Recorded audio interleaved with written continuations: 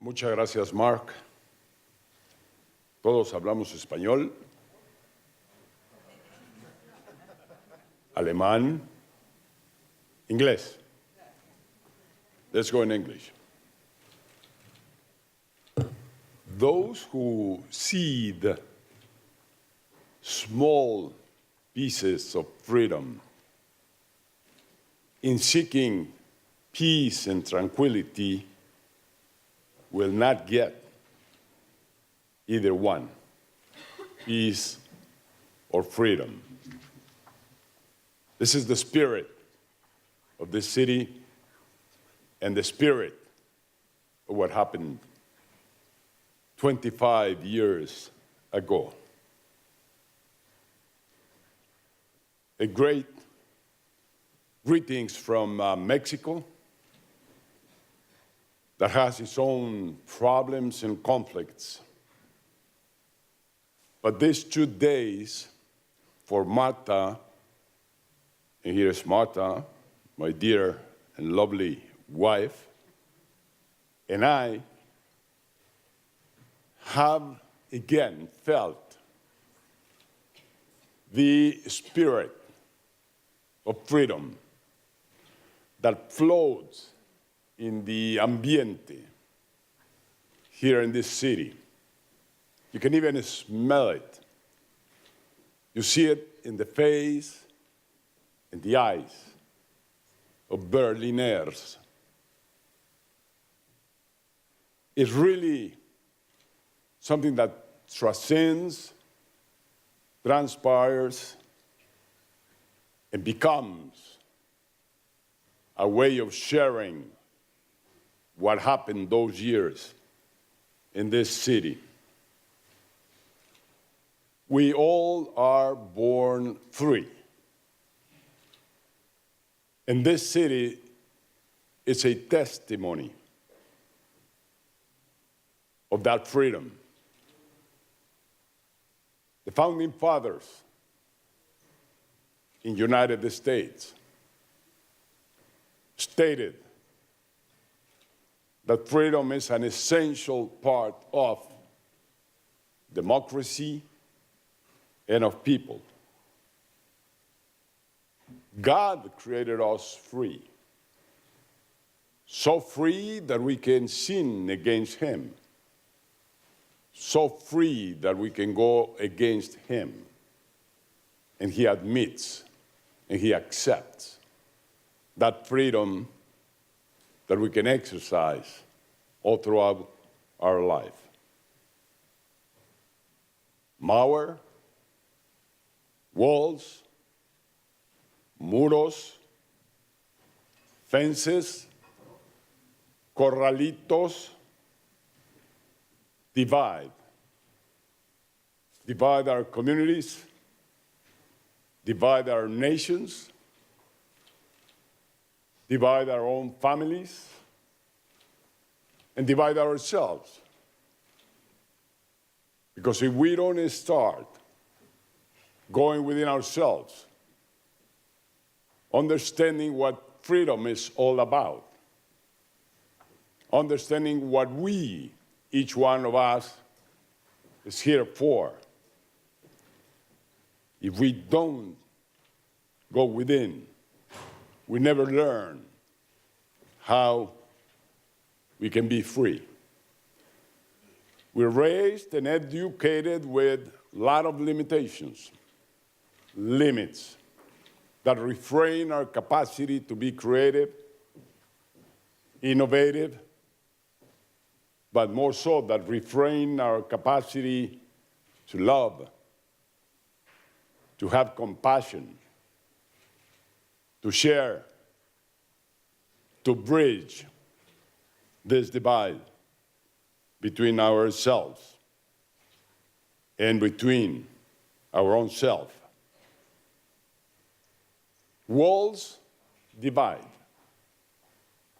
and walls don't work. The Chinese wall did not work against their enemies. The Berlin Wall did not work against freedom. The U.S.-Mexico wall does not work against the freedom of migrating, as we all human beings do. And when you build walls instead of bridges, you not only divide, but many times you provoke rebellions. You provoke insurgents. You provoke independence, protest, rejection, and even death. The torch of freedom, the purpose of doing good things for others, the purpose of having a happy life could be limited if we're not for this torch of freedom, this fire that we all have within to reveal against prohibitions, to reveal against somebody oppressing and avoiding us to exercise our freedom. So let us be activists, promoters, defenders of freedom each minute of our lives. It's not granted. It's something that only we can guarantee. The 21st century will offer great, amazing surprises to all of us. We must get ready to see unbelievable things throughout this 21st century, like passing from average expectancy of life of 80 plus years to 130 years before the century ends. It's going to be boring, but it's going to happen. We will defeat poverty and hunger through technology, through human efforts, through human doing. We have the great opportunity to bring in justice and opportunity to every single human being on earth. But the phantoms of the apocalypse that can avoid us getting there, it is oppression, it is war, it is conflict, it is violence, it is poverty, it is injustice. This can take away the dream. This can take away us getting closer to happiness. So it is our choice how we want to build this world. This world, what we're going to see the next years, is going to be built by individuals, by people, by compassionate leaders, those who love, those who put themselves in the shoes of the other,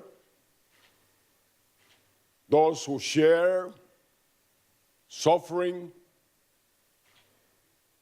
those who understand and listen the voice, the thoughts, the ideas of others. Mark was telling me today that it's more important to listen than to speak. But sometimes when we see what is going on in Mexico today, this kind of violence, these bloody killings, these deaths that are unexplainable, we wonder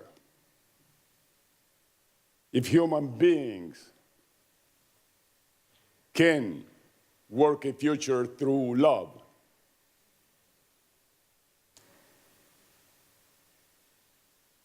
Octavio Paz alerted Mexicans by saying there is a profound Mexico that is violent and can surge at any point in time. And that seems to be what we are seeing today, these days in Mexico, where 46 students disappeared for over 30 days, and nobody seems to know where they are. Who did it? Why? To kill them or to burn them? We don't have an explanation. So dialogue, so listening is key and crucial. But sometimes there is those who don't want to listen. There is those that don't accept the dialogue, to understand the causes and to build the solutions.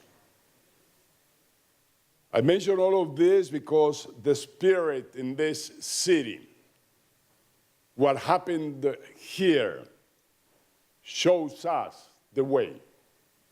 It is enlightening for all the many problems that we keep having throughout the world almost every day. It's incredible that with the expectation of having a great 21st century, we still think that war or violence could be the solution.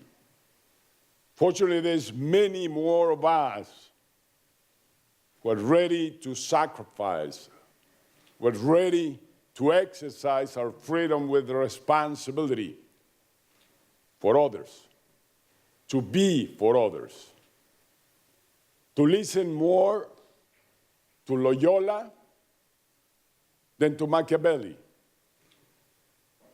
Machiavelli is saying that you gain respect by imposing fear, by oppressing your fellow citizen. Loyola says you gain respect by love, by dialogue, by listening. And that's the only way out of the problems that we have. So we must get in the feet of those others that suffer, those with an empty stomach, those with Ebola, those who are unemployed, those who have no opportunities and hope. We must bring freedom to them. Freedom of disease, hunger, poverty, unemployment. Freedom is in the face and the eyes of every Berliner, and this is what should bring us to finding the answer to those problems. Freedom is contagious. This is what makes the world roll around, grow, escalating to new heights of behavior and love-doing. This is what will take us to nirvana, to the happiness we all human beings deserve. So from Mexico to this nation, to this city, and to this audience, thank you for what we have learned here in these 2 days, and for what we will bring back to our country to find out the answer of crimes like just happened 30 days ago. Thank you for your patience. Thank you for your advice and counsel. Thank you.